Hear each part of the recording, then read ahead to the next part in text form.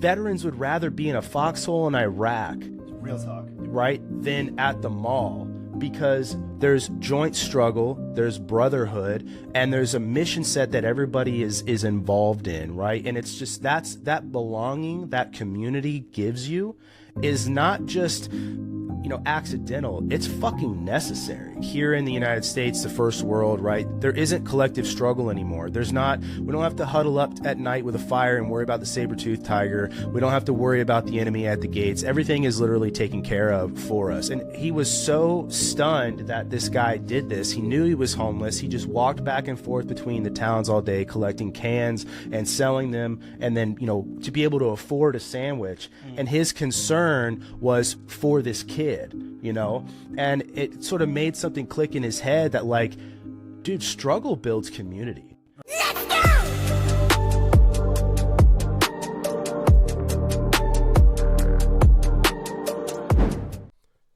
How are you? I'm good. How are you? Not too bad. Is that an Arizona State hat? It's an Arizona State hat. That's right. Man, I'm not gonna lie. Of all the teams in the final this year, I was hoping that you guys were gonna pull it out. I didn't like any of those teams, but like, I remember growing up watching Arizona State. They were decent, right? Like Jake the Snake, all those. You know, it just I was never against the Sun Devils. You know, so I was pulling for you guys. I thought it would be cool. That and Boise State would have been cool to see, I guess. Yeah, I agree. Both had great running backs on their team. It's like, really, we haven't had a great team since Jake Plummer in that era in the 90s. And it was really cool for it to all come together. And, you know, I don't know if you've been kind of paying attention to ASU football, which nobody was, but we had, problems with our last head coach and general manager. And then we were like, penalized in the last season, and so they got rid of that whole team, or really, you know, started to rebuild. And we brought on this head coach, right? This like kind of super successful high school Arizona born and bred coach. And I love that. I kind of feel like that's a little bit of what's missing from college football in a lot of areas. Agreed. Like I was stationed out at Fort Benning twice. And, you know, when you're in the SEC or you're in Texas too, you're like, oh, this is a really cool part of the community. People are getting into it. Yeah. And so it was cool to see like our team and us all finally rally around a coach and a bunch of players that we loved. And then for them to go as far as they did. And, I don't want to talk about the Texas game, but we won the Big 12 championship, and it was, you know, our first year outside of the Pac-10. And, it was just an exciting year for ASU football, and was able to bring my family to some games and stuff too. So I'm hoping that's awesome. You know, they get in. Right. I did undergrad and law school at ASU. Okay. So you're there the whole time. Nice. Yeah. I have been on that campus, but it was there for a visit. We were going to my brother's wedding in the Sedona area. We made a stop because there's a pizza restaurant actually that I wanted to try there. And it's Pizzeria Bianco, Chris Bianco's Pizzeria. Yeah, man. You know what's crazy is they say that they don't online, that you don't need a reservation. And then when I showed up, they're like, well, it's a 2-hour wait. You should have made a reservation. And I was like, what? And I didn't have the time to wait 2 hours, you know, because I figured I'd spend like an hour and a half at the restaurant, right? And then so we ended up going to a place across the street that was like I would say like a Guatemalan restaurant that was really, really good. And but I didn't even get to eat there. I was so ticked, you know. We'll have to bring you now. They've got 2 locations, and yeah, you still have to wait 2 hours at the main one, but now they have a bar next door, and so you could just sit and have drinks at the bar. So me and my wife have done it a couple times, but the next time you're out, it'd be my treat. Be happy to bring you down there. That'd be awesome. Well, if you ever get the hankering for some Guatemalan food, there's a really good place across the street. It's called it's a tapas bar, I think is what it says. But no, your whole point about the like homegrown coach really makes me think of it. His name is escaping me right now, but the dude that coached LSU when Joe Burrow and then we're there, you know, he's like the quintessential Cajun coach. I'm trying. What is his name? You know who I'm talking about, right? Ed Orgeron, yeah, that was cool because he's like your homegrown, lifelong fan from the area, so like that was cool to see him coach there for a while. But yeah, I love college football. Some of the things about it that I do like have kind of gone away. I think they're going to have to end up regulating the transfer portal and some of the NIL stuff because it's getting out of hand. But I obviously, you see my hat. I'm a Florida State fan, and then I got Mike Norvell's signed photo back there. They sucked this year, and hopefully next year is better. I don't know what the hell happened, man. We went from that undefeated regular season, and then now 2-10, I think, was our final record, which is the worst since like Bobby Bowden first started coaching at FSU in the 70s, something like that, which is so bad. But anyway, man, I appreciate you coming on here and talking to us. It's always nice to find somebody who's a college football fan because there's so much that you could talk about. It's different than meeting somebody who's also like an NFL fan because there's like a thing about like the pageantry too of like college football is something that we appreciate about the sport. So you can tell when somebody's a big college football fan, there's a lot of passion there. Yeah, there is. I think it's much more like communal too, right? Like I'm much more likely to buy season tickets at Arizona State, my family there, and run into a bunch of people that I know and stuff than it is for me to go out to a Cardinals game and have that same sort of feeling. Like that's more Absolutely. like mass production sports, it feels like, right? Like we went to me and my buddy went up to Vegas, and he's a big Chiefs fan, and so we saw the Chiefs and Raiders play. And my only point was like getting out of there was the most chaotic thing, right? It's like, sure, you know what I mean? It's like just sardines cramming you in there and cramming you out. A parking lot for my I feel like from my $15 beers. The NFL has a lot of like fair weather fans, which is like, yeah, that's true. It's a lot more corporate. Yeah. And so it's like it's I view it as more part of the entertainment industry. Yeah. Whereas like college football fans like you guys are a lot more dedicated. It is. Like it's a community. It's a pride thing. Because like if you're from the South, it's like the South does football like nobody else. Right, like the SEC, that is like a cult if there ever was one. Like SEC fans. Right. And it's just with the NIL and the transfer portal, like some of that like SEC dominance is definitely spread around to like the Big Ten now, and but it's just different. It's different. I still enjoy college ball. Didn't really this year watching Florida State look like they were playing for the Helen Keller School of the Deaf and Blind. But it was so bad. That's us usually. Uyunglele, I kept making the jokes. I saw it on X. Somebody was like, his name is now DJ. You need to get a job because he was so bad. Yeah, so bad. But we're here to talk about a really good cause, Smokeless Vets. We talked to good friend Frank Luna about this last year, and Frank has some really cool involvement with sports too, with the Yankees organization, which is pretty badass. And some of the stories that he had, pretty unique. And I really enjoyed talking to him. But I'm excited to talk to you because you have a lot of this like medical info that sort of quantifies this stuff. And one of the things that you sent me I thought was super interesting, and I didn't even realize this before when we were talking with Frank, is that Sweden has less than 5% of the adult population that smokes tobacco, down from an all-time high of 49%. And the reason why is because they have opened the door really to like non-smoke nicotine like supplements, right? And I think that that's really cool.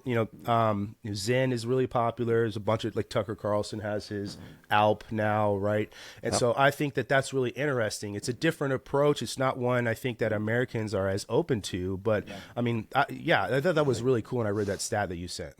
I think we really should be open to it. You heard, Frank Luna talk about his personal experience, and maybe we get the opportunity. There's another member of the team, Dr. Tim Vermillion, who's been really great. And, he helps us dig into that type of data and those kind of case studies. And what we've really seen is there are a couple countries, and primarily Sweden has been the most successful in Europe, that have been able to get the majority of their population to quit smoking. And let me back up a little bit, right? It's like we've known smoking combustible cigarettes and, using traditional dip products are unhealthy for you, right? I mean, the more they dig into the science, it's has really little to do with the nicotine and a lot more to do with the carcinogens and the things that you're filling up your lungs with, right? And so, they come up with, these unique products that take away the majority of the harm, but, still allow you to enjoy these products if that's what you like to do. Or also, if you're trying to quit, if you're trying to get off those products because they're unhealthy. You heard Pete talk about how unhealthy he got when he was like a heavy chain smoker, right? He was like, I was getting fat, I was getting unhealthy. It has these other like side effects too.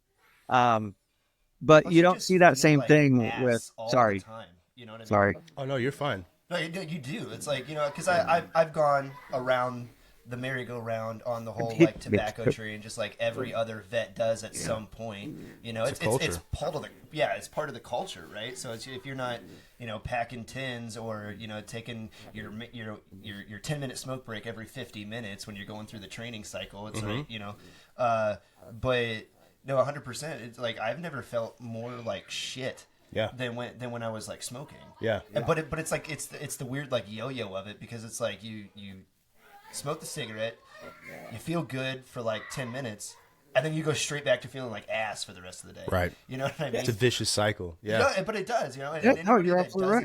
I'm just laughing. Doesn't admit to that. Like they're fucking lying to you about it. Yeah. Because they just don't want to give it up. Right. But it's like that's the way it is, brother. So look, and then you have these case studies, right? You're like, oh, this whole country basically got all of their people to quit smoking by transitioning over to healthier vape products, right? Because that's water vapor going into your lungs. And there's this cool YouTube. I'll send you guys the link when I get a minute.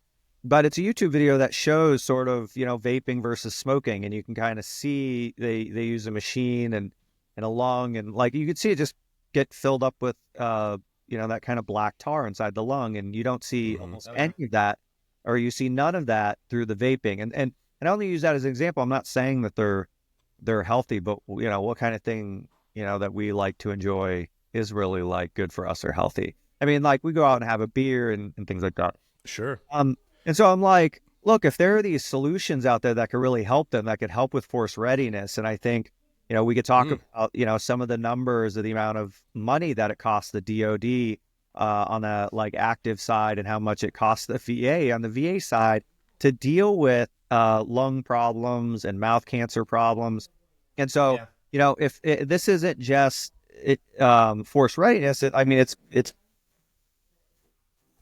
Sorry about that. That was. That's okay. I was like, whoa, what's? I didn't know my phone could do that. So I apologize about that. You're good. No, so we look like if you have these great solutions, we should be introducing them, to our force and to our veteran community to help them get healthier. Yeah. 100%. I think the most interesting thing that Frank told me when we were talking about it, and maybe you can expound on that, is that a large number of service members try to quit. And I was never a smoker in the military, but I had a lot of friends who were. I was security forces, and we're shift workers all day, right? And that's just a very common thing. It's like one of the few times you get to walk away from what you're doing and get a break. Right. And so there's a lot of people who do, and they want to quit. They talk about quitting, my PT test or whatever they're doing. But the one thing he said is that the VA actually has hidden some of this information on purpose. When vets have gone to ask, or when they tell them that they need help, they're like, well, you can quit cold turkey, or we're going to give you this medicine. And, it's not, none of that is good. Cold turkey is super hard for anything, really. I mean, telling anybody to quit something cold turkey is hard. And then medication, not everybody wants to be on some sort of medication. And there's a conversation to be had about some of those medications anyway. But that the info on alternatives, like you're talking about, is not passed on to them, even though they have that data, right? Yeah. Let me share this with you. So you have 1 million active duty and veterans that are currently smoking or using traditional tobacco products. There's a survey that the VA did in which we found that half of those people want to quit smoking and have tried before.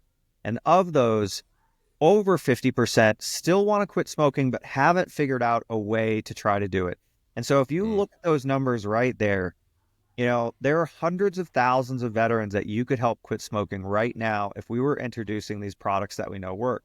The other thing is that we know from studies and research that say that Nicorette is ineffective.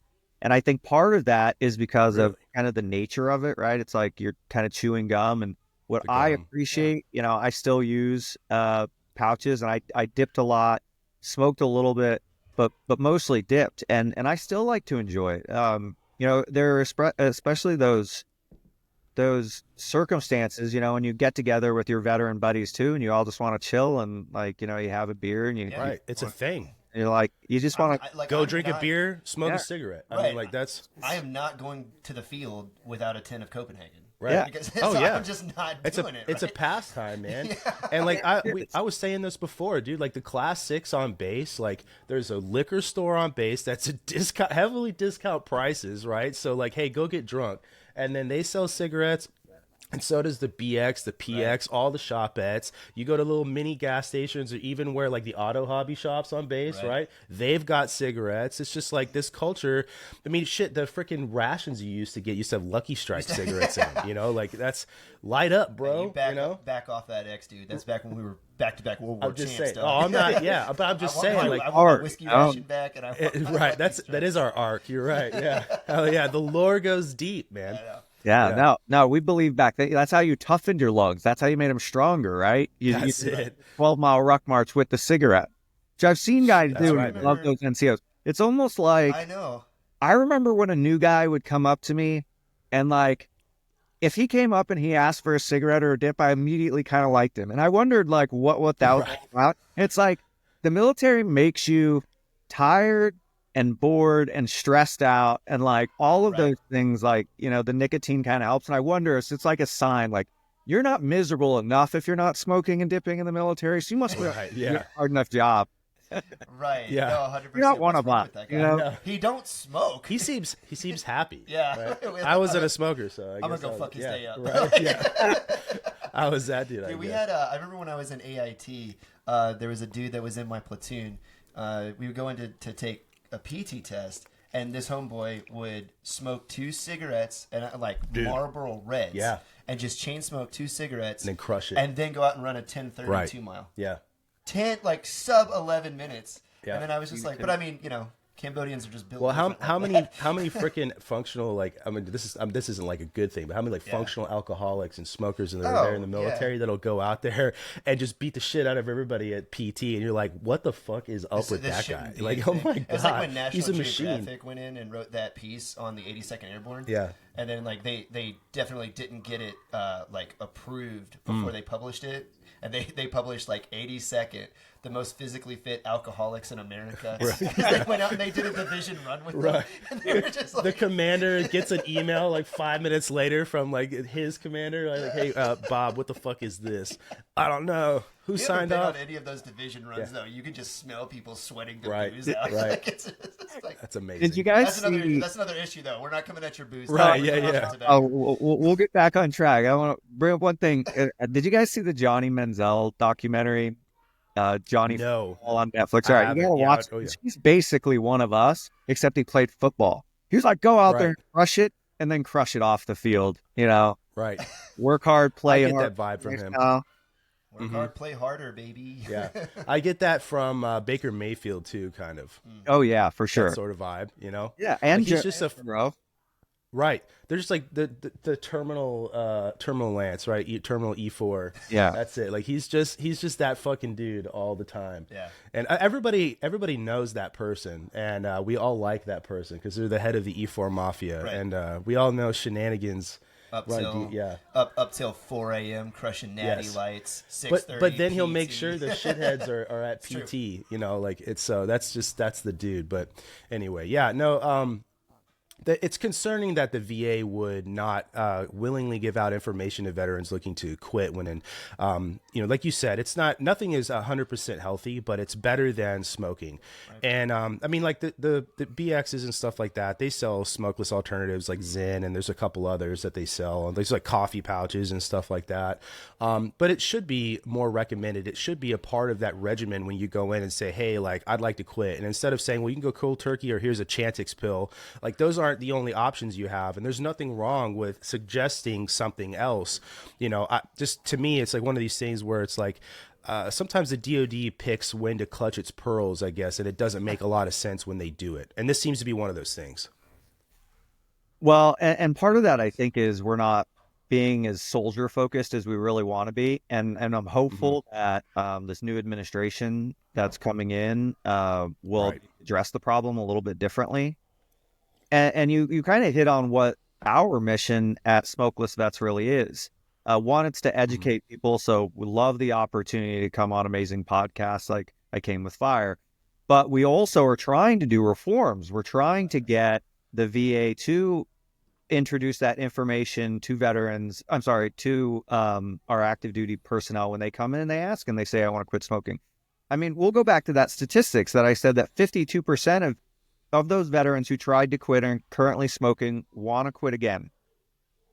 Imagine if they were, and they want to quit, if they were given the alternative of these products, when they went to go talk to their doctor, their physician, what a success rate and what a positive impact that we would have on the force.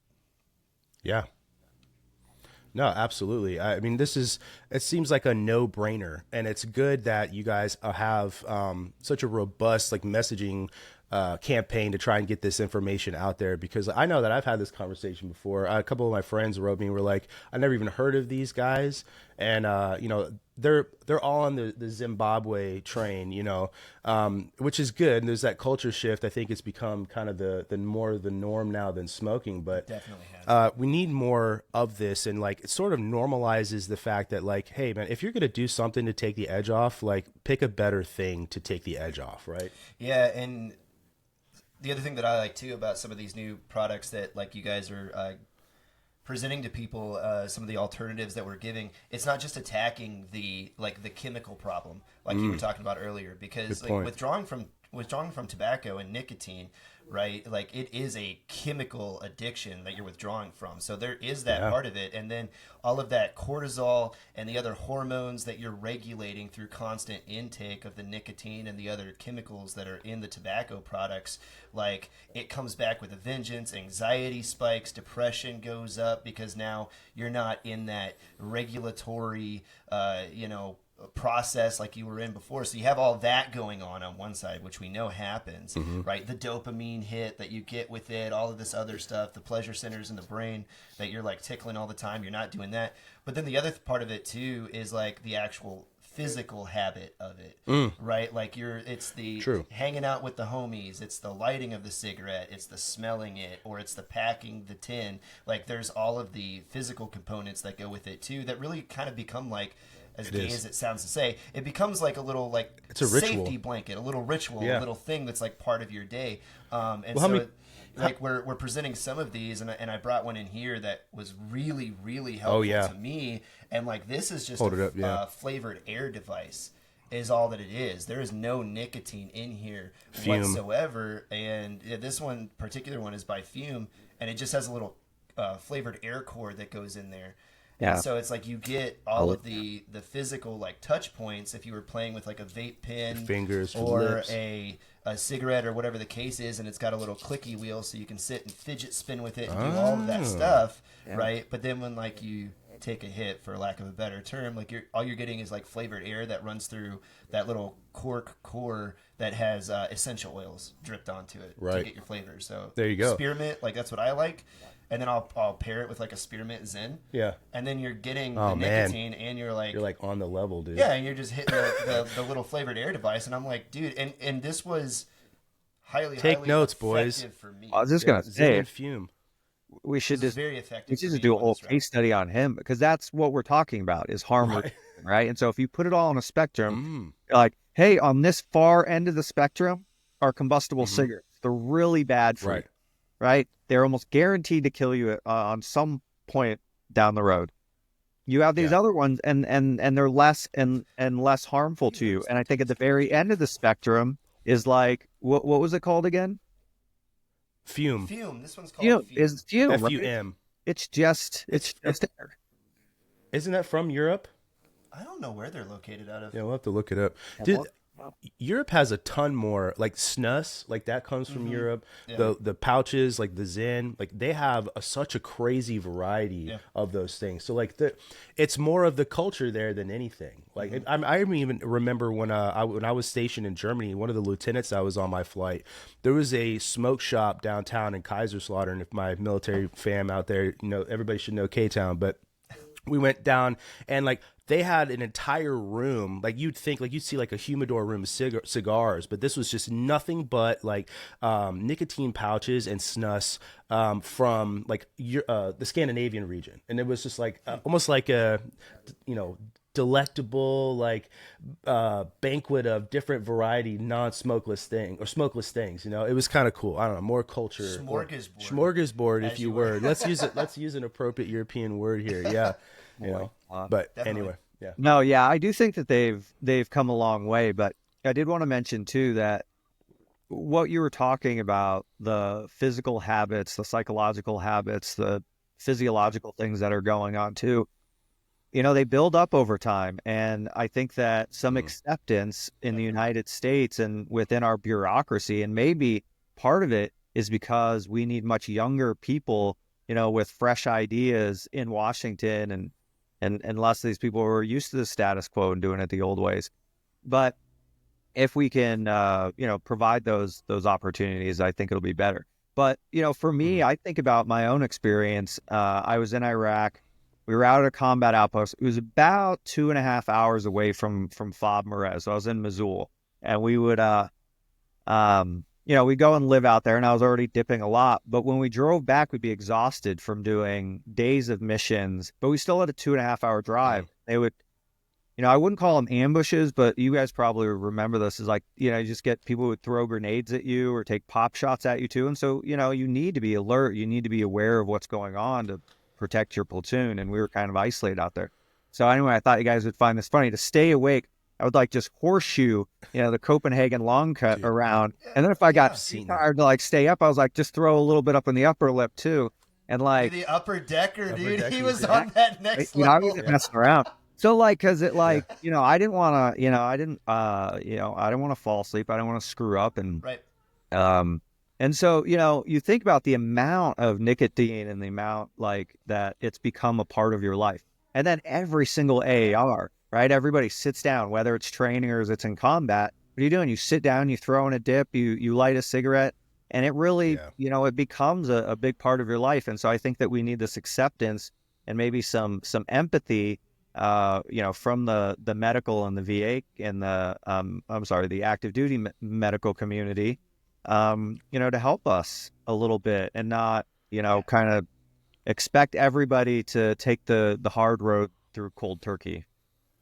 It's so funny you just said that, some empathy from the active duty medical community. I remember we did like a base-wide like mass casualty exercise, and everybody was playing, right? So like me, security forces, obviously doing our thing, and then medical involved. And then we were kind of standing around sort of after like the bulk of that exercise was over, having like a debrief outside.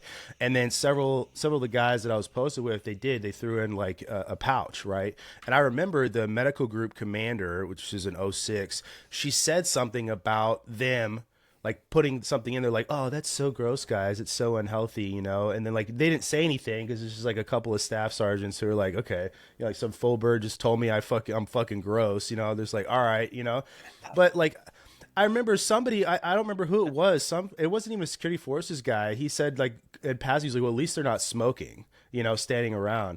And that was kind of the end of the thing. But like, yeah, like from the top down, right? Just in that small little conversation after an exercise, the colonel in charge of the medical group had something smart ass to say to a couple of dudes just standing there ready to listen. You know what I mean? Like, hey, we're just here for this debrief, and, I'm gross, I guess. But yeah, no, you're right. Like empathy, absolutely. Right? What's that?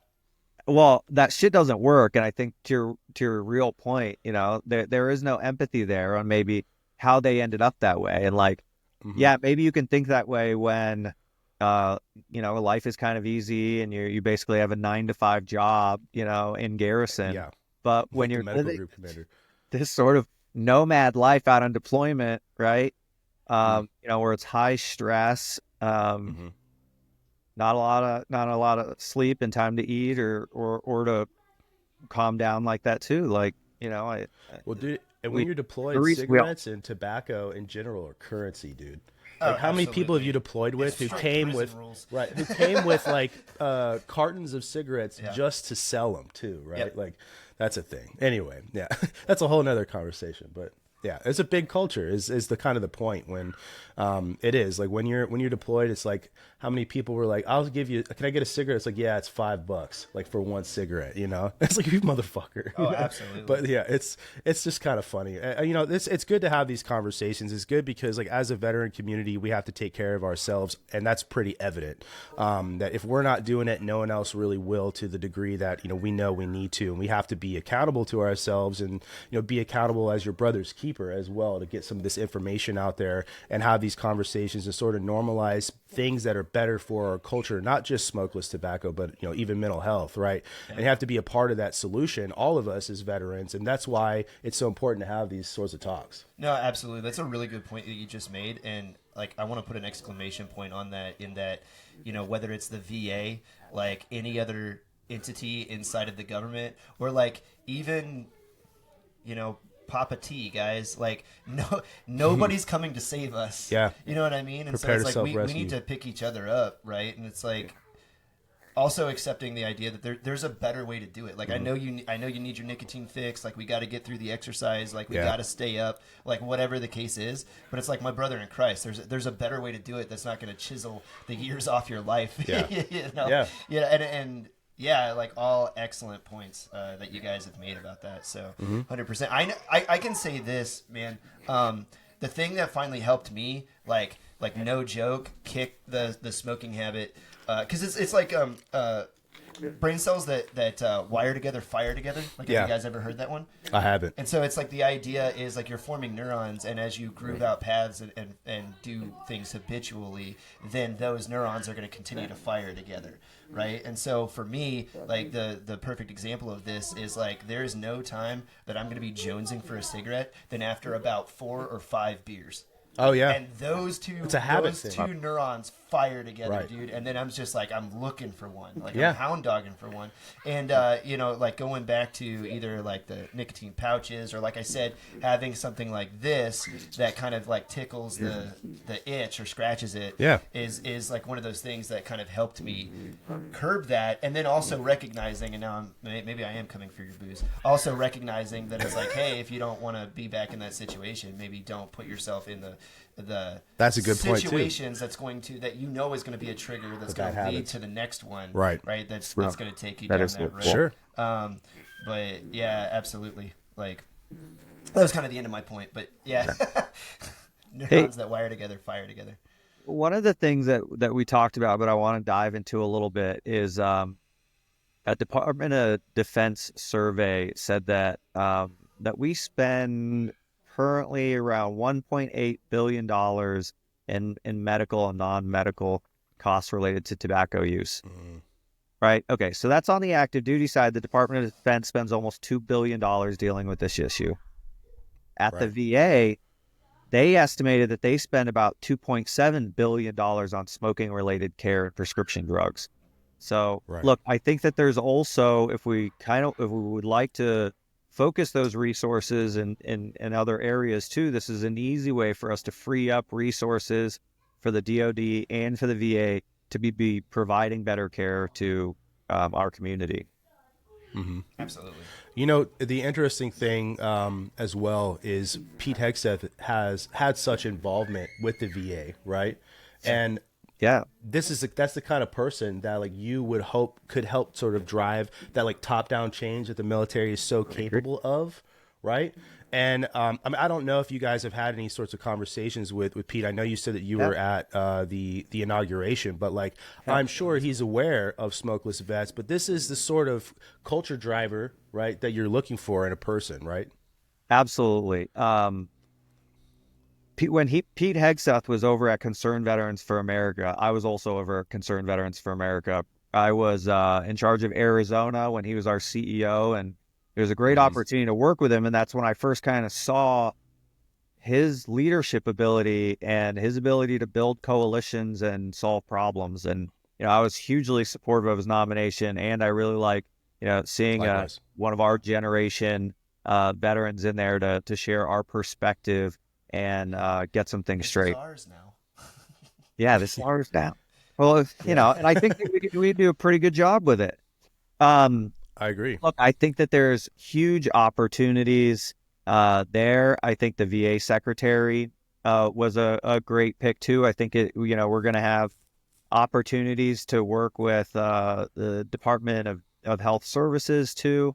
And look, like, I think that this is the time for us to make these changes and to make this impact. So I hope too that, when I come back on the show, maybe in a year from now too, I'll be giving you all an update on the progress that we've made, maybe on the in-state side with, your state Department of Veteran Services, and then obviously with the VA and the DoD, and we'll be working really hard with them. I think we have, one of the best communities, not just those involved with Smokeless Vets, but we do have a lot of veterans who are involved with Smokeless Vets. But we also seem to be kind of, I hope, building a good partnership with influencers and podcasters, just like, and so bringing together this larger community to be, making sure that we're talking to, especially our policymakers. You run into a member of Congress, or you find out somebody's moving into the administration too. We'd love for you to share this information with them and just let them know that this is low-hanging fruit. This could be something that's, fiscally conservative, is a smart way for us to free up money, to pour that money into other services that we could be helping, but is also tremendously helpful to veterans in, their pursuit for harm reduction and to have a healthier lifestyle. You just you made me think about something. The military, I mean, maybe I can speak just for the Air Force a little bit here too, because I'm not sure if the other branches do this, but a lot of Air Force units, the guys that you're right. I'm out of the Air Force, so they can get over it. The Air Force has sort of taken a more holistic style approach to mental health with certain squadrons of guys, like mostly like big shift workers, like your aircraft maintenance, security forces guys, where they'll put somebody, and the organization is called True North, and they'll put this person into a unit, and they have an office, and normally there's a couple, and it's just one of these things where it's always an open door where you can go in and talk to this person, whatever it is, and they can help you find greater mental health treatments and things like that. And they don't have to let leadership know, because they're not in your leadership chain about some things you go and talk about, right? They have rules like self-harm, harm of others, sorts of things that they have to report, but those sorts of like holistic ways that they're approaching that person would be a great advocate for something like this, for Smokeless Vets, because they're sitting there in the unit all day. They just have an open door. They're doing whatever they're doing. I mean, even some type of literature or like a conversation about it, right? Like that's the kind of person that's meeting these people that are doing the job every day on a personal level. That person would be like the perfect advocate to have these conversations, because everybody in the unit really knows that person cares already. So like the pitch, so to speak, would be genuine and coming from a place that people trust. Absolutely. I'm just saying, like, as an idea, I think that's a really bold move on the Air Force's part to have these guys in the units. Just, as, like I said, that holistic approach to mental health, but like that's the sort of like hearts and minds way to get some of this stuff integrated into smaller units and sort of drive this change that Smokeless Vets is hoping to do. Just a thought, like that's and NCOs too. Yeah. It's like you're right. If we can get the mid-level, your E5s and E6s on board, like that's it, man. As lame as it sounds, there is still that mentor-mentee relationship or daddy with the kids, that the young airmen, I guess in your case, but the Joes, like they look up to Buck Sergeant, they look up to Papa E4 Staff Mafia Sergeant, boss, and dude. Like that's where, I'm not gonna lie, that's where I got introduced to dipping for the first time. That's what a lot of people do. Right, because it's like that's what Daddy was doing, and well, if it's working for him and keeping him awake, then hey, here's some red man, stay awake. Right, exactly, and it's like if you get those guys on board, and then it's just as simple as Joe sees Staff Sergeant monkey see, monkey doing do, bro. this now, then boom, like you'll capture a generation of military guys like right there. Yeah, exactly. That won't go down that path. Exactly. And so it's perhaps an approach for you guys. You know, these people exist and they're in most units. The guys that you anticipate to have like these habits, these hardcore like cigarette, even alcohol problems, you know, because you're shift workers and you're there, like aircraft maintenance and security forces, those guys are at work all fucking day. Right. Like if you're turning wrenches on an aircraft, like you're not going home, you know, it's just one of those things. So smoking is sort of that like coping mechanism almost to a degree, and so is alcohol. That's a whole different conversation. But these folks on the ground that are there for the Joes, to use your term, like that's the person that should be talking about this shit, like for real. Your operators too. Sure, yeah. Well, you could speak on that more than me. Well, yeah, I mean, if you get a hold of the special operations community, and I can speak like to where I work specifically, where it's like a lot of the quote unquote operators are starting to, you know, they're voting for Zindependence now. Zindependence, you know, Copenhagen and Skull, sure, where it used to be. And Welfare Bear. I don't know if when the last time I even saw a pack of cigarettes come out on the range. I can't even remember. Dude, yeah, the Zen is kind of taking over, man, support, which is great. All the support staff, like they want to do whatever they see the Green Berets do. Right. I mean, that's just like, it's always going to be that War and Indo-PACOM brought to you by Zen. Yeah. You know? Well, I know. Just say. You know, I think that highlights something important. And I don't know, did we ever remember seeing a bunch of people out on the range with Nicorette? Like maybe you saw patches, right? Hazed till the day was over, bro. Like, if you pulled out bitch gum. I know. You guys want any Nicorette? Actually, dude, you're gonna go down there and be the target. I mean, maybe that was part of it too, but it sort of shows this shit works, right? And it works organically, and it's something that that we like. And so we kind of touched on this a little bit. It's mostly about like having options and choices and trying to figure out what works for you. And like we'll be tremendously more successful if we provide as many opportunities for people to, you know, quit smoking and quit dipping as we possibly can, and they find their own path to a healthier lifestyle. Absolutely. And it can't just be that you're beating them over the head with like what the negative health consequences are, right? Because I know, again, being a guy that I've gone around the merry-go-round, right, dipping and smoking. I mean, shoot, at one point, like I would throw a dinger in and smoke a cigarette because I had to get my nicotine in that quick. This is you know what I mean? Like I've been there, which is the I don't even know what you call that, dude. When you're like addiction. It's just addiction, dog. It wasn't quite the upper deck, right? Like when you're, but you can't just beat them over the head with the negative health consequences, because that's how people go the other way. Being the guy that was on the other side of that, I remember my number one comeback would always be, well, bullets are going to kill me a hell of a lot quicker. Sure. I'm in the Army. Right. Like, don't tell me the bad thing is going to happen to me. Like, it's my right to do this and be miserable and unhealthy at the same time. Right. But it's I think the more powerful argument is like, hey, we're always supposed to be improving our foxhole, right? Sure. Like, do you want better performance? Do you want to feel better? Like, go this direction. Let's talk about the positive benefits of like over here versus just like making you feel like a piece of shit. That's such a great point, man. Dip. You know what I mean? Because it's like start a campaign called improving the foxhole. I love that. The alpha male culture.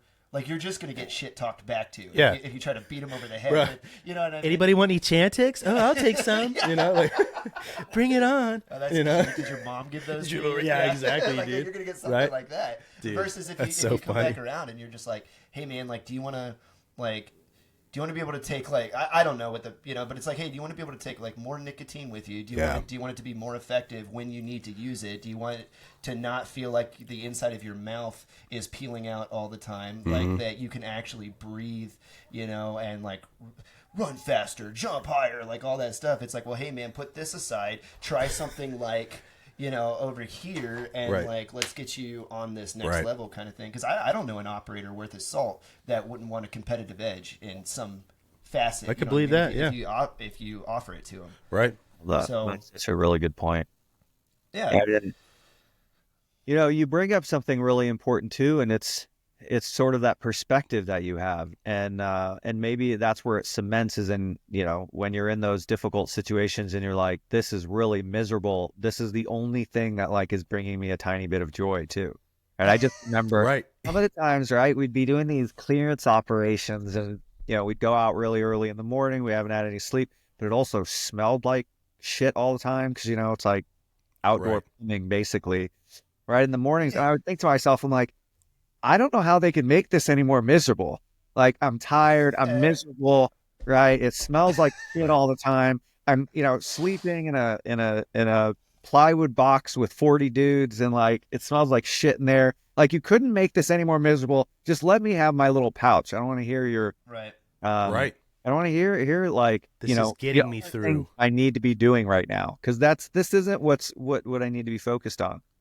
But then, and maybe it's part of that journey. And I think that you're absolutely right that these are the types of products that will really help you unwind all of that. And maybe that's part of our bigger problem. And, this is maybe a whole nother episode to talk about, but we constantly are still having veteran mental health problems, veteran suicide problems too.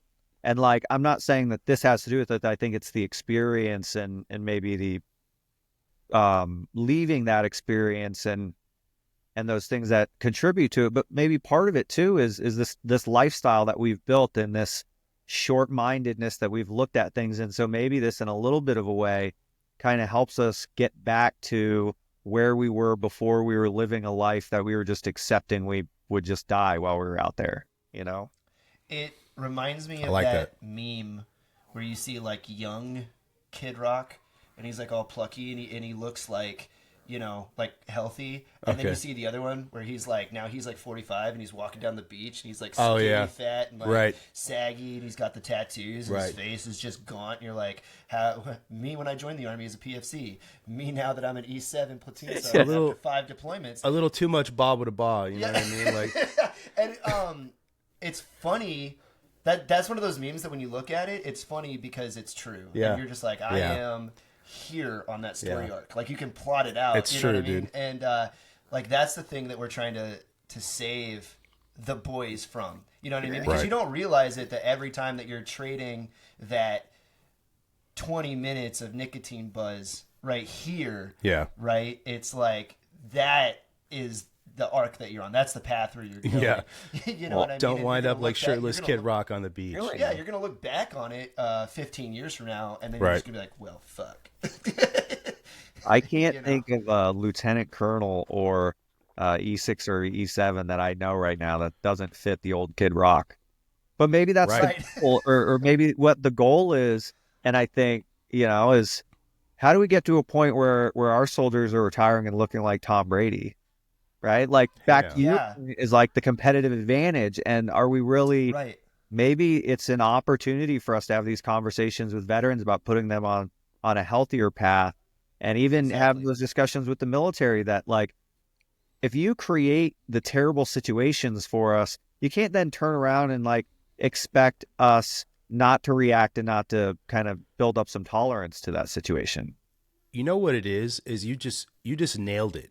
It's like the military, when it comes to all these problems, they know they exist, but their solution isn't how to make it better. Their solution is to provide you options to cope. Yeah, make it happen, Sergeant. Right. It's the make it happen, Sergeant, like mentality. Right. It's like, hey, here's some booze, here's some cigarettes, here's some garbage ass fast food restaurants on base. Yeah. Right. Instead of facilitating you winding up like Tom Brady on the other end, it's almost like, I helped them survive, which is not good enough. And everybody just kind of accepts now that is that's it. Right. That's just what happens. It is. That's a great, actually, Matt, like, that's perfect, because it is. It's like, it's not a real solution. It's just how can I get you to scrape by enough to where I've sucked everything out of you. Right. Thanks for playing. Well, chew them up and spit them out. Right. You are expendable. And that's the other thing too, is like the military, like, as much as I'm going through the process right now of my amicable divorce with the military. I've just started the process, right? So on good terms. Yeah. Right, honorably, but still, I'm going through that process right now where I had to have the hard talk to myself in the mirror where I'm like, you are replaceable easily. In fact, she's already seeing other people. Like she's already got the next model like picked out. Like you know, so it's like nothing that you did is going to, you know, you didn't win the Medal of Honor. That Ferris wheel will keep spinning when you step off. Yeah, exactly. Yeah. And but you know who you're not replaceable to, and that's the people that love you, your family, your kids, right? And it's like if you want to be able to have that next stage of life and enjoy it, Tom Brady style. You know, it's like, well, maybe not. Maybe your wife doesn't leave you for her Brazilian jiu-jitsu instructor, you know. Let's hope that doesn't happen. Yeah. But still, you could look good, right? It goes back to, you were talking about, like, the cope wheel, right? I'm just trying to get through the next 24 hours versus, like, looking far ahead. And they know, and the funny thing is they're preaching at us now where it's like, hey, nutrition and sleep, these are the things that are going to keep you operating the absolute longest. And then, like, what do? Like, they literally, everything is built around the 24-hour operation cycle. You get, like, no more than 4 hours of sleep in 24 hours because, like, we have to go 33% security, like, you have to maintain at all times, right? And then it's just like, I just got to make it to the end of this shift, dude. And then they come in and they preach at you and they're like, why aren't you sleeping 8 hours a night? Right. What is wrong with you? I'm all hopped up on nicotine and caffeine. Exactly. Like that's how I'm going home, dude. Right. You know, it's like I'm yeah, exactly. Yep. That's just chemical induced chaos every day. You know? It's like just shotgunning 2 barrels full of energy drink. Bro, like first thing in the I think I told you the story going. that one of the airmen I had, we walked into the entry control office and sat down a Monster and a 5-hour energy, opened the Monster, drank half of it, and then poured a 5-hour energy in the rest of the Monster and then fucking chugged the rest of it. I was like, bro, your heart is going to explode, you know? And he's like, this is going to get me through. And it was like negative 20 degrees outside of Montana too, right? So like he's like, this is it. This is what's going to get me through the next 12 hours. I'm just like, the most unhealthy, healthy people you'll ever meet are in the military, I promise, right? You ever see that meme where it's freaking Sam Elliott? He's like, what was that movie where he was like trying to hunt Bigfoot or whatever, and he's like looking over his shoulder and he's just like pure terror in his face, and it was like my internal organs watching me shotgun a monster at an 800 milligram of ibuprofen on an empty stomach. Every veteran's liver has written their congressman at some point. You know? What were the illegal ones? The ones that I remember they sent out a letter to us. They're like, please stop drinking these ones. They weren't the Rippets. They were the one with the tiger on them. Oh, Wild Tiger. Yes. Yeah, I'm sure that we'll be paying for that. That took decade off. Whatever, you know. Right. Go to Asia, boys. You still get Wild Tiger. There's a drink over there that is more Wild Tiger. Nicotine, caffeine, and alcohol. Right.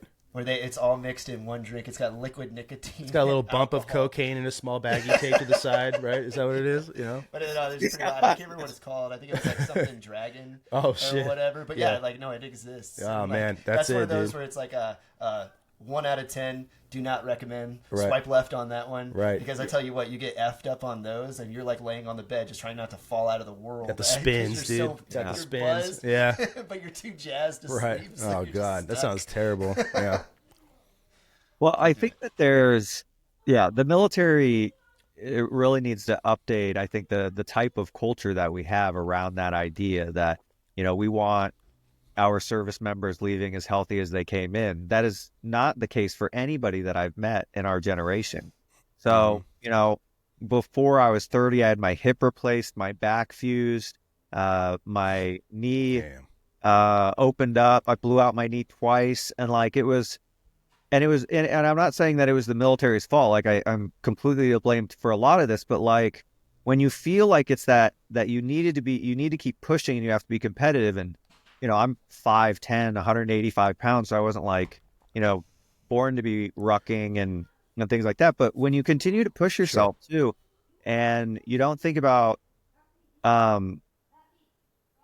you can push yourself to a certain point. You can also be injuring yourself and permanently injuring yourself. And I think that that same sort of thing applies to what we're doing here and what we're finding out about smoking too, and how like if we know these things are really terrible, we need to remove them out of the lives of our service members, and we all be better for it. No, 100%. Can we all just agree though that you pull up to a stoplight and you look over and that one dude that's got the vape pen like the size of his head and it's just blowing massive clouds out of his little Honda Civic is the biggest douche on post, and everybody has seen that guy. Well, he might also be driving like a Scion, you know? Yes. It's like a spoiler that's like 5 sizes too big, you know? Like, maybe it's one of these kids where it's like his blouse is like 2 sizes too small. Like, homeboy, you get a clothing allowance every fucking year. Let's use it, dude. My brother in Christ. Yeah, I know. You look like the multicam is so faded. Right. It's like, are those snow camis, dude? Yeah, fuck off. And like freaking tapes you can't read. If the Army doesn't give it to me, I'm not buying it. You're like constant bedhead that he's never messed with. Just He's also kind of the equivalent of like you've seen these young kids who are carrying around these giant, water bottles. They're not water bottles. What are they called? Stanleys and like things like that too, right? Yeah. Well, it's like, is there really like not enough time for you to plug it in like at night? Like you need to have the Costco version of a vape to bring with you at all times that you need to carry around. Yeah. Like the vape juice, right? You're like, what's wrong with you? It takes up his whole fucking cargo pocket. Like, what is that noise? It's him walking toward you. Yeah. Like, oh my God. Are you afraid you're going to get broken down on the side of the road? And you're like, I don't need food, but what I'm going to need is a week's worth of vape juice, dude. Yeah, exactly, dude. With all the different you should see my trunk, man. Yeah, dude. It's all vape juice. All right, dude. Yeah, hilarious. I mean, you said you were at the inauguration. One of our good buddies, Adam Dorito, was there as well. I'm not sure if you had the opportunity to meet him or not, but Adam is an awesome dude, and Adam also has a podcast. I know he'd be willing to help boost the message here, but I'm just kind of interested what that was like being there. It's pretty historic, I'm not going to lie. I bet that was a lot of fun, though. Yeah. Oh, there was so much energy. I think that despite there was really bad weather, that everybody had a really good time. You also heard that because of the weather, they had to move the inauguration. Most people had to go and watch from Capital One Arena, and then you had, I think, 300 or 400 people that got to go into the rotunda. I think they made up for it on the rally beforehand, where you had all of the speakers come and talk with everybody. Then there's just this I feel like, especially within the Republican Party, but, also within the Democratic Party to a certain extent, I think that there's this desire to want to move forward and work together regardless. One of the things that I heard was this is not going to be like Trump's first term. He's going in there. He knows what he needs to do. He's not going to get taken advantage of. He's now built the team he wants to build. And so I think that that's really promising. On the other side, I think that Americans are exhausted from like the extremism on both sides and the kind of bullshit, right? It's like, it's pretty clear to me that I watch certain news channels that, and let me know if this doesn't make sense, but they're basically defining who the enemy is, right? Like they're talking about somebody and they're defining who they are. And then they're like, that's why they're so evil. And you're like, but that's not them. Right? Like, both doing it and you're both attacking each other. And so I guess I was really optimistic that it seemed like everybody wants to get back to the work of, making America great. And I think that if you can find ways to work together instead of highlighting all of the reasons that you disagree, then there's a lot of potential for America. I think also, love that, America, unfortunately, likes to wait until the very last minute to deal with our problems, if you haven't noticed, right? Like we're like, hey, we end up crushing it when we do. You know what I mean? Like, we're a little bit behind on the space race, right? We dominate the space race. See Elon Musk like sending rockets back and forth on a basically daily basis. And like, so catching them. So what I also see is like, China's doing some awful things, right? If they're not messing with our critical infrastructure, they're like, dragging anchors and breaking cables of our allies and teaching Mexican cartels to make fentanyl. Teaching Mexican cartels how to do fentanyl. And of course that's purposeful, right? That hurts our society, and that's asymmetric warfare. Yeah. It's what do they call it? Kind of gray zone activities, right? Mm-hmm. We have so much of that going on that I think all of America is waking up and they're like, yeah, like we were really nice to you all before. If you don't remember, right, we let you come into the world. We will put you back where you belong. And I think that that's where America's starting to go. Exactly. And I'm really looking forward to kind of this period of accepting American exceptionalism and this other idea that, maybe we can spread American exceptionalism to other places in the world. And maybe that might be one of the things. Sorry, now I'll get down on a rabbit hole, but maybe that's one of the that the world's really been missing is it's like America, the shining city on the hill that President Reagan spoke about, is really the only place in the world that's sort of figured out how to end poverty for the most part. Right? Like, what we're talking about in our city, for example, is like food islands, right? And I'm like, so I learned more about it, and they're basically like, we don't have enough healthy fast food options. I'm like, they can go to the grocery store, buy lettuce and turkey and some bread. Exactly. Okay, so like, if we know this, if we know the capitalist system works so well, right, and we know that democracy works really well in the form that we've created in the Republic, right, and we have great leaders who are there, why aren't we spreading this across the world? Why are we, allowing ourselves to have to deal with cartels in Mexico and South America? And I remember, don't you remember, there was a time where the United States says, hey, look, the rest of the world, the Western Hemisphere is ours. You guys just mess around with whatever you want to mess around with, but this is ours, right? And you're gonna take care of them, and we're gonna protect them. And I think that we're moving more towards a place of American leadership globally, but in a different way, right? I totally agree with you. You're talking about like traditional like Monroe Doctrine, where this half of the world is ours, and unfortunately, over the past decades, we haven't been very good at maintaining those relationships with the Central and South American countries. And there's no reason why countries like China should be coming into those countries and setting up shop and owning land there. And, when I was deployed to Africa too, like it's where I actually really learned and got to see just how much of a foothold the Chinese have across the African continent, and started to really being able to, understand what the New Silk Road is doing, and the way that those guys are creating these relationships and maintaining them. It's so different than the way we used to do, the Americans do business. And to your point about like changing things and the way we're taking that approach, right? Like we have to, because we've let the enemy in behind the gates a little too much with some of this stuff. When it comes to the cartels, like we were talking about, when it comes to building infrastructure and supporting other countries, like there's no reason the Chinese should be building ports in Peru and owning land in the United States. And, it's just all of these things where it's like, I agree with you. There's a culture shift, I feel like, in a majority of the country that are sick and tired of dealing with basically being second-class citizens in their own cities, and watching people come into this country that aren't citizens getting taken care of better than them, and basically having a culture of anti-American sentiment be championed. Like, I think enough people are sick and tired of that, have woken up. And I mean, the left doesn't like hearing it, but like Trump got elected with a mandate to change and fix this shit, and like that's sort of the attitude. I mean, he hit the ground running this week. It's crazy. Like running. Like Usain Bolt at the Olympics running, he's out the gate, dude. Yeah. Honestly, and I wonder how much China and our adversaries have been involved with not only, I think, the problems that we're seeing in academia, right? And I'll use an example too, but maybe through our through Hollywood, right? And like maybe that's why we're kind of seeing some creative destruction out there, and you're seeing other studios stand up, right, that want to talk or see the world through a different lens, and I'm pretty optimistic about that. I also there was another point, it's frustrating to me too. The example that I wanted to share, is I was recently talking to this young woman, reasonable, rational person, I thought at first. And we went to an event, and the Pledge of Allegiance came on, right? And I'm like, yeah, we got to stand up and say the Pledge of Allegiance.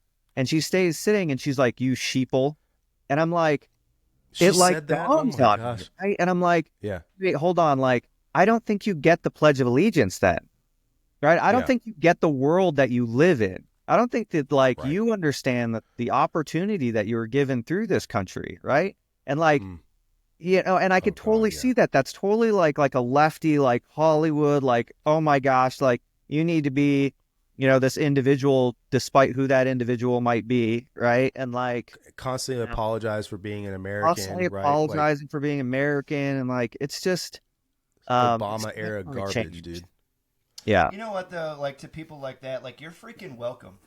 You are freaking welcome for building the greatest nation in the history of the world that so prioritizes freedom of speech and freedom of expression, right? And freedom of religion that you're able to sit your ungrateful ass down while the rest of us show, you know, a little bit of gratitude to such a wonderful set of founding ideals. Go live in Somalia. You're freaking welcome. Like try going over to Somalia, right? Or try going to China. Yeah. And backpack around the Horn of Africa when for me, real quick. When the CCP freaking, you know, song plays, right, and you don't stand up and clap long enough to show fealty to old Winnie the Pooh, bro. right? Kim Jong Un got his subjects looking like the Weebots. You know, they're just out there. You know? So two people like that, like on one side I get really really irritated, but then on the other it's just like you're freaking welcome.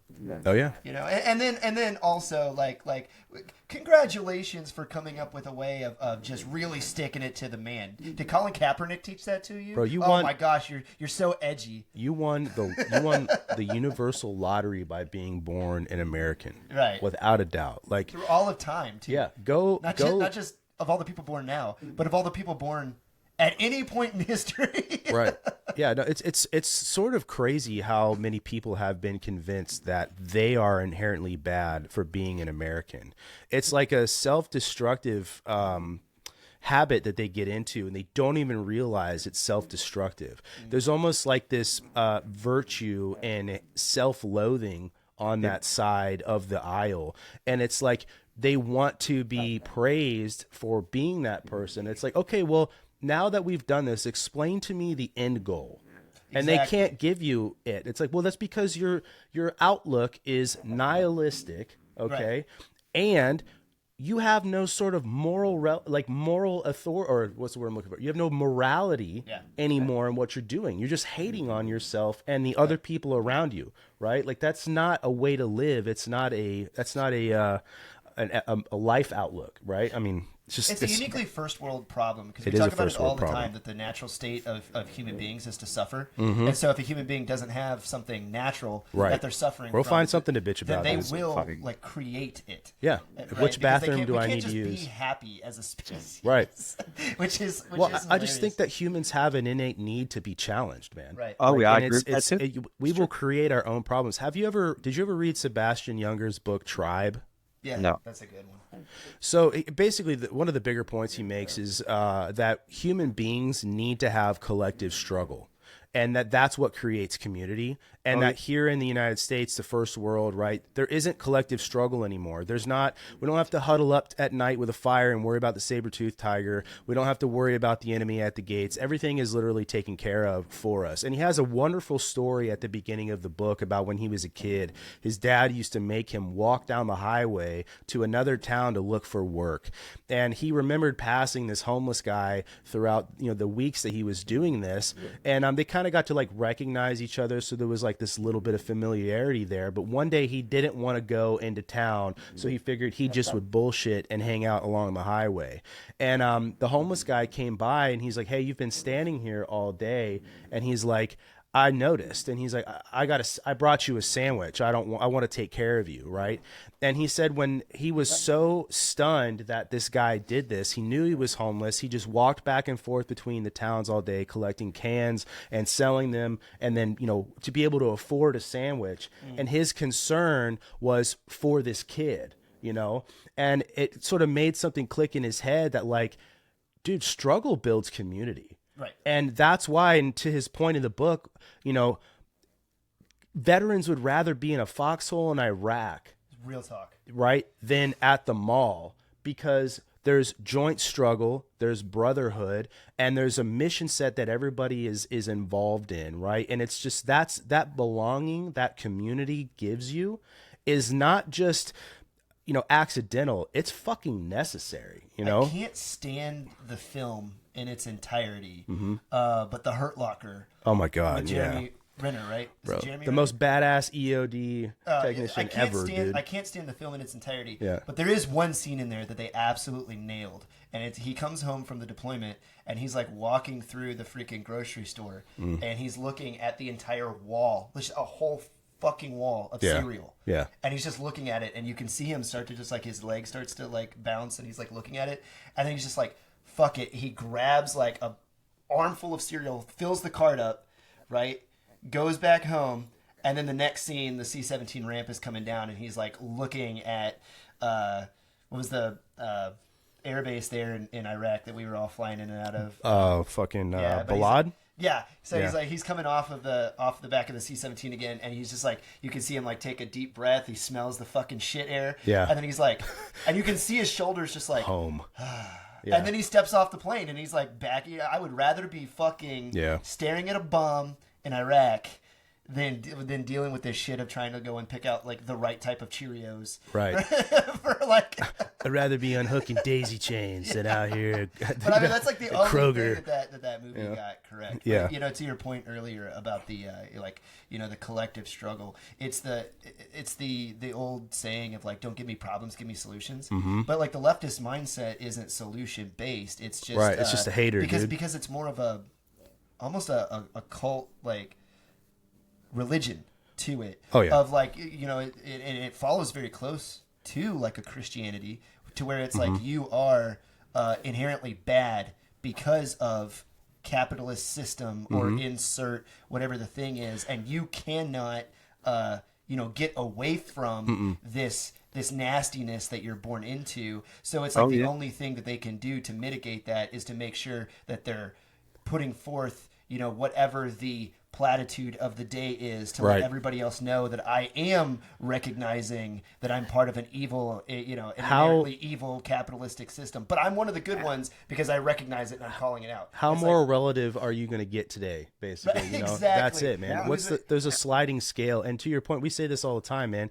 That side of the aisle, it has dogma, it has in groups, it has out groups, it has canceling is the same as being excommunicated. Exactly. And that's another inherent thing to human beings too, is to have the stake virtually, absolutely. Whatever the case is. Human beings almost have to have some sort of religion, whether it is actual religion or if it's an ideology that you adopt unto yourself that becomes, it has a religiosity to it. You know, it's kind of crazy. Like human beings, we are all the same on so many levels, no matter what you want to fucking call the baby, right? Like, your woke ideology is your religion, homeboy. Like, I'm telling you, like, that's it is. Like, you can see whether or not you're standing around in a semicircle, chanting Kali Ma while somebody's getting out, or you're a part of the vicious like cancel mob on Twitter, just being like, burn her at the stake, she's a witch, burn her. They didn't use, she dead named a trans person, like get rid of her. You know, it's all the same bullshit. How dare you is the Deus Vult of the left. It's all the same bullshit, like tribe mentality. We're still human beings. It is. Yeah, no, we are, dude. It's kind of funny. Our country was born on, individuals with grit, and what I hear a lot of is that's a collectivist viewpoint, and so that difference between individual responsibility and this view that like I can change my own destiny, and like the left is like, no, I don't have that much of an impact on how things turn out for me. And so that's why I always need to be like changing the government, changing other people. Cause like, I can't clearly be responsible for dropping out of high school or, getting pregnant. Or like, I shouldn't be responsible for getting a DUI or driving with drugs in my car. But like, it's society that's wrong that forced me to do all those things. Right. And I'm like, no, like, just, walk the straight line and like, don't be a dumbass. Right. It's the people blaming OnlyFans for that stupid hooker in England for sleeping with 1,000 dudes. They're like, well, if OnlyFans didn't exist, she wouldn't do this. Yeah. Like, it's like, that's not an argument. OnlyFans didn't make her do this. Have you ever heard the phrase "the oldest profession in the world"? Well, no, it's just to your point, right? Yeah. Like they've displaced the responsibility onto something else. Right. It's almost like, this conversation of free will. It's like, do you not recognize you have it? Like all of this that you're talking about, this abandonment of your personal responsibility, is an abandonment of everything that makes you human. Like, you make your own decisions. Well, and it's always the enigmatic boogeyman too. Right. The nameless, faceless evil. The devil made me do it. That if you just gave them like more power and more money, then they would finally be able to, Yeah, I think the government, right. Just need a little bit more money and we'll solve climate change. As Barack Obama buys a house on the beach in Martha's Vineyard, this won't be underwater. His pool boy. Yeah, exactly. Allegedly. Yeah, of course. You reminded me of something I wanted to share with you guys too. I obviously live in Arizona. We've got these different groups, and they're sometimes cross-trade groups. And anyway, we had a group of representatives from South American countries, and they did this kind of joint panel. And all I remember from it is they were explaining that it'd be cheaper for you to make every single product you get from China from one of our South American countries too, right? And so it bothers me so much. I'm like, why do we continue to kind of prop up and I guess where I was going with it is it seems like so much of that is rooted in socialism and communism too. And like, we've spent so much time apologizing, for China's backwards way of doing things that I just, I think that we need to get back to, the American way of doing things. And that's focused on individualism and having this and trying to make something of your own life. 100%. That's it, man. That is the American way, without a doubt. Like Absolutely. The innovative spirit of the United States. But no, I honestly think that's a pretty awesome place to kind of wrap up. Like this is to your point about American exceptionalism. Like, we're back, baby. No, 100%. It goes back to actually. Let me pull this up and read this because this is like a oh my word, this is like a perfect way to end this, because I'm going to go back to the president's inaugural address because like I think this perfectly encapsulates like this idea that you've been harping on, in that like Americans are realizing that it's okay to be fucking proud to be American again, right? And that we are a virtuous and like awesome nation, and that we are exceptional. Yeah. Right. It is not just. It's not the ideals, right, that necessarily made America exceptional. It was her people. Yeah. Yeah. Right. And it was like the ideas that we were founded on, and then the people that acted on those. Right. The idea of like, hey, go west, young man. Yeah. Like the world is yours to take. It's your manifest destiny. Men and did not love Rome because she was great. She was great because they had loved her. Exactly. And so to that point, I actually went back, and it took me like 20 minutes to write this stuff down from what the president was saying, but I had to keep this because I'm just like, dude, like you haven't heard politicians speak like this in a long time. Yeah. You certainly haven't. Oh, I mean, Joe Biden couldn't speak, but you certainly never heard Joe Biden say anything like this. And President Trump said, "There is no nation like our nation. Americans are explorers, builders, innovators, entrepreneurs, and pioneers. The spirit of the frontier is written into our hearts. The call of the next great adventure resounds from within our souls. Our American ancestors turned a small group of colonies on the edge of a vast continent into a mighty republic of the most extraordinary citizens on earth. No one comes close. Americans pushed thousands of miles through a rugged land of untamed wilderness. They crossed deserts, scaled mountains, braved untold dangers, won the West, ended slavery, rescued millions from tyranny, lifted billions from poverty, harnessed electricity, split the atom, launched mankind into the heavens, and put the universe of human knowledge into the palm of the human hand. If we work together, there is nothing we cannot do and no dream that we cannot achieve." Yeah, dude, I got goosebumps. I'm not even being retarded. Like that's legitimately like. I thought they were. Yeah.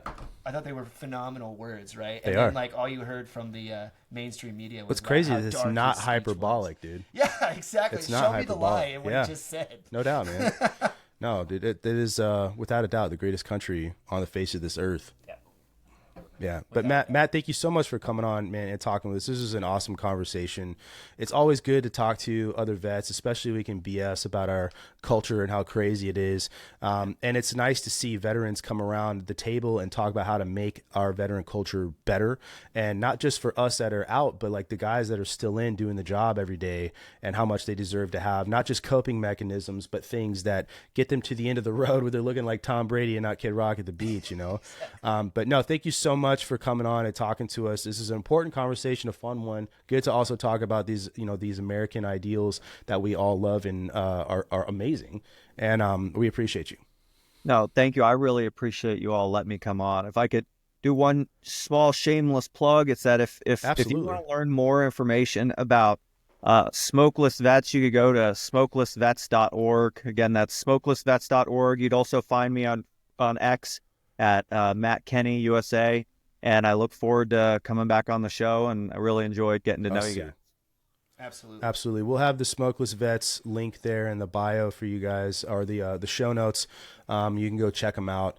And yeah, Jared Taylor has kind of a funny, ironic video on there. The little infomercial he does, I like. It's pretty good. You can tell he's being ironic. But yeah, anyway, thank you so much, guys, for coming on, and for you guys for listening. And I will catch you on the next episode.